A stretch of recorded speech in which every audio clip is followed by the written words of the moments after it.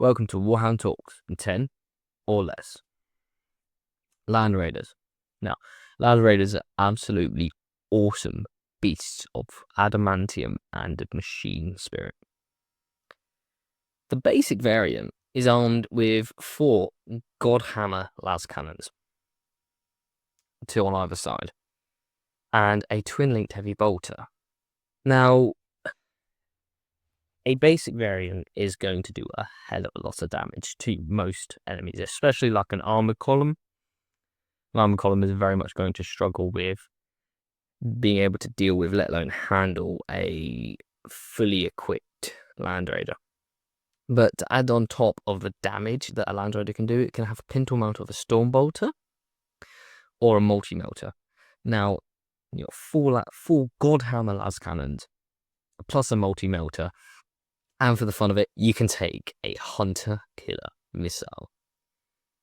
I don't know about you, but I can't see much armor making it through that onslaught. And obviously, a heavy bolter can also do some damage against light armor. Now, some will disagree, but in my eyes, most Landraiders should have the Venerable slapped on, because there's only a few Forge Worlds left that can make them. They ain't sharing that information with anyone. Everyone knows what the Admech are like. And there is a few chapters, Dark Angel spring to mind, who have agreements with certain Forge Worlds to supply them with Landraiders when they need them. I mean, I don't have anything to say about that. But again, the basic Landraider, let's say, we'll do a little scenario and we'll carry the scenario through each variant. You got 3 Landraiders, basic one, and had 2 variants. An enemy armored column comes up. There's a 5 tanks. It's the initial fight strike.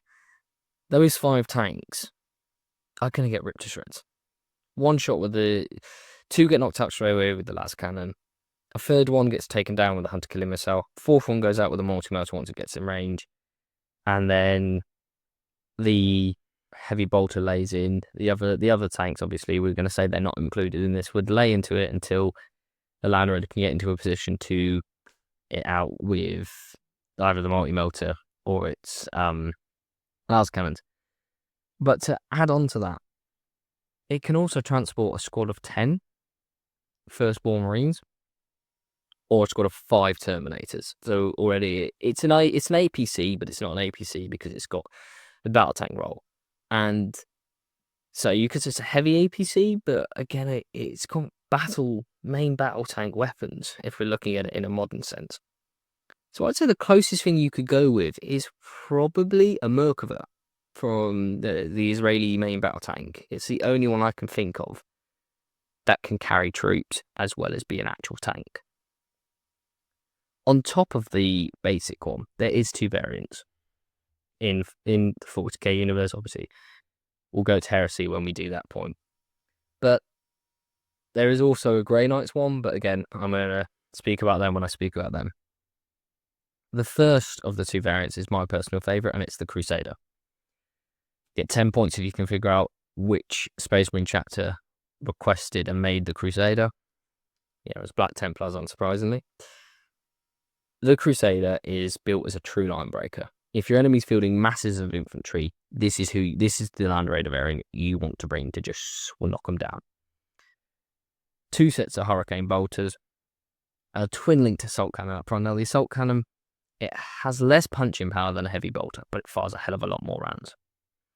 So you think, let's say you've just knocked out the enemy tanks, but then you notice the enemy's forming up with a load of infantry behind a little ridge. You pull back, the first basic Landraider, you push forward the Crusader. The Crusader fires an absolute hail of bolts. The enemy infantry cannot get their heads up, so they can't use their missile launchers, they can't do anything.